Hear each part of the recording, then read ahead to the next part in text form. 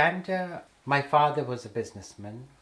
The money that was in the banks would become very useless. The value of the money would go overnight. So what my father did, so all the people that worked for my father, that worked at home and in the business, he made sure he bought them all the things that they would have needed for their homes. He even kind of gave them cash in advance for their children to be able to go to school. But then Dad, he decided, well, if we're going to leave money behind anyway, which are going to become obsolete, may as well buy airline tickets and see the world, or as much of the world as we can see. Basically, the district commissioner phoned my dad at about 8 o'clock one evening and said, Mr. Shah, I'm sending 2 cars. I know, I've heard, the army is after you, and we are going to send 2 cars. Just pack whatever you can pack in a small suitcase. As soon as the driver's there, you just put the suitcases there and you leave. No questions asked. So obviously that followed the instructions. We put whatever little we could put into a little suitcase. We fled Mbale, but we traveled at night, and we had to fly from Entebbe. So we had to go to Kampala first. But from Mbale to Kampala, there were 7 army checkpoints that you had to go through. We just literally, it was the driver who was doing all the communications. The army would order you off the car. They would open your suitcase. They would take whatever they wanted from your suitcase. You could not say anything. And also, the driver was telling us that on his various journeys, they had actually seen people that were arguing with the army, and they were just being shot there and then on the spot. So do not say a word. Anything they ask for, just give it to them. We need to get you safe to Kampala. So what that because the drivers were under instructions as well. So they went up to Mom and Kaki and said, Mama, can we have all your gold jewelry? They tied it up into a little knot in cloth. They put it under the driver's seat. On top of it, they put a cushion and they sat on it, both the cars. That is how, because they were not hassling the drivers, the army. It was only the Asians that were fleeing. When we got to Kampala, we stayed with a family friend. His family had already left, but he was still there. So we stayed with them. And when the jewelry was given back, we gave it to the person whose house we were at to keep it safe for us. Now they used to be in the petroleum business, where they had big tankers, and they would take petrol from Kenya to Uganda and vice versa. So this gentleman said, okay, give me all your gold. What we're going to do is, on the side of each petroleum tank, we have these pipes, which is where the nozzles all go in. Your gold is going to be put in there, but the drivers will not know what's in there. When it gets to the other end of Nairobi, the right people will be informed that the first thing they need to do is get your gold out and deliver it to your family in Nairobi. And that is how all the family got sent there. But so from Kampala, we went to Entebbe. From Entebbe, you had to do the vigorous custom part, go through the checks of the custom. Now, the family before us was a Punjabi family, and the lady, she had a very big plaster all the way down there. And so everybody thought she'd broken her hand. She made the fatal mistake of lifting a suitcase with that hand. As soon as the army saw that, they cut the plaster open, and it was full of gold bangles. So that was not the right thing to do. Now my kaki always used to have a big amboro, like a bun, That's how she always did. So they got very suspicious that she might have something in there. And they took her away and they started to do a strip search on my kaki. But on the other hand, we were being told that now it's time for you to board the plane. You need to go. And literally you were just looking at all these rifles that were pointing at you. You couldn't do anything. Although my kaka and my dad pleaded that our family member is being detained there, if we go on the plane, we go, what is she going to do? They weren't having any of it. They said, well, somebody else is dealing with her. So they took us on the plane, and my dad actually went to the pilot and he explained to him that our family member is being detained there. She has got no gold, nothing on her at all. In fact, they didn't even have the bangles on or anything because everything went in the tanker. And the pilot said, but there are certain times that we have to observe because otherwise. But then the pilot decided that he actually stepped off the plane, went in there. And so on that day, my kaki was wearing a sari, but when they released her, she just literally had to drape it and just to become a bit decent. And she was brought onto the plane by the pilot. That's when the family felt a big sigh of relief. And when the plane took off, that was the biggest relief. Because we were dicing with life there. Although we were children, I have vivid memories of the fright on my parents' face, how scared they were. So it was not till the flight took off and they went sort of, hush, now we are safe. We went to Nairobi first because we had some family there where we could stay, and we stayed there for 6 months with the family. Did our first Diwali there after leaving Uganda. And then a year in 1971, my grandparents had decided they wanted to go and retire in Jamnagar because my mother, we are from Gujarat, from a small village called Chela near Jamnagar. So it was kind of going back to the roots, and they wanted to retire there. They were hearing of all the sort of things, the riots and how the refugees were being treated during the time of leaving Uganda, or the army that would hassle, the people out there.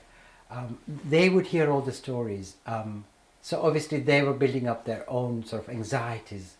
And I think Dad said, I think the first thing is let's go to Ba and Bapuji and present ourselves and tell them we're safe, do not worry. So when we went to Jamnagar, obviously Dad tried to enroll us into the schools, but without Gujarati or Hindi, they wouldn't give us a place. And they said, there's no future for these children. And if you want to see a future for them, your best bet is to fly to London, because UK Resettlement Board are still accepting Asians from Uganda. So we went through all the customs, and we went through the immigration, we went through all the body screening for infections or anything like that. And then they decided to call the camp, which was at Westmoreland in Kent, to say that we have got a family that needs to come to your camp because you have the space there. So a driver came to collect us in a big van. So we all got into the van. We didn't even have the right clothes. We didn't have any jumpers or any overcoats because it's not something we were used to having. Very cold, very frightened, very hungry, but we made ourselves go to the camp. By the time we got there, it was night time. So we were shown to our dormitories, where literally, there was just beds with little curtains. We went to sleep. The next day, when Dad and my uncle and they came out onto the grounds, and they said in the morning you need to go and have your breakfast in the big dining rooms, and that was a big shock to the system for the family, because they were not used to begging with a tray for food. Food always used to come to them on the dining table. So almost Kaka and Dad didn't eat for 3 days, but then as the days passed, they started meeting people from Mobale, which gave them that hope and that confidence that yes, now we are with people of Mobale. We could talk freely to them. And they actually told Dad and my uncle the way of life, because they'd already been in the camp for many months prior to us, and how to live there, how to comply with the rules of the camp. And slowly everybody got adjusted to the point that my mom and my aunt, my kaki, also got involved working in the kitchens to prepare Gujarati food for everyone. Very near a Westmoreland camp was a place called Maidstone, which is where they had the Indian cinemas or the Indian grocery shops. So often, you know, the chef with the ladies would go to these places and buy the ingredients that they would need. Food was laid out in a buffet, and so there was non-chain food, non-vegetarian food, vegetarian food. But for families that have never had meat, it was very difficult to adjust to that, you know, because sometimes you don't know, the spoons may have got mixed, the utensils may have got mixed. So for mom, for my aunt, and for many other people, that was a big problem. So that's why they said, no, let's now get involved and we start cooking Gujarati food. And we've had enough of boiled vegetables every day. And it was also decided, can we leave off meat completely? Enjoy the Gujarati food, because it caters for everybody. For all the children, they were taken to Rutam High School to continue with their education. They'd put on extra classes. Kent is very famous for the apple orchards. So they would take all the men to these orchards in a coach. They would put these big baskets with the band around there. They would climb up the trees and pick apples. And that fruit then got sold, which helped the camp as well. The ladies would go and help out in the kitchens, but also they would help out like clearing clutter from the communal grounds. In the evening, everybody would collect in the big dining rooms after dinner, and they would, so by that time, you know, you started making a lot of friends, as well as the friends that you already had from Mobale. You just exchanged stories. The ladies had sing-song sessions. We had some people who actually produced a little story about the life in Mobale and how it's here. We would invite the English people that were running the camp to come and have a look at it. And we just tried to make it as fun and enjoyable as possible. I knew that BBC was a prestigious name to work for, so that's where I applied. I have no formal training in that field. My determination was, yes, I just needed to prove something. I went for my interview. They asked me to see my portfolio. Well, I'd never even heard of the name portfolio, so I asked them, what is a portfolio? And they said, that's where you show us all your fashion sketches. And I said, well, I don't have any. But then something clicked and I thought, well, yes, but I can put something on paper. So I went to the nearest gents' toilets, ripped off some tissue papers, and I just started sketching in there, rolled up the toilet paper, went back to the head of costume department where I was being interviewed and gave him that. He was a bit surprised. This is toilet paper. I said, do open it and you'll see what I'm capable of doing.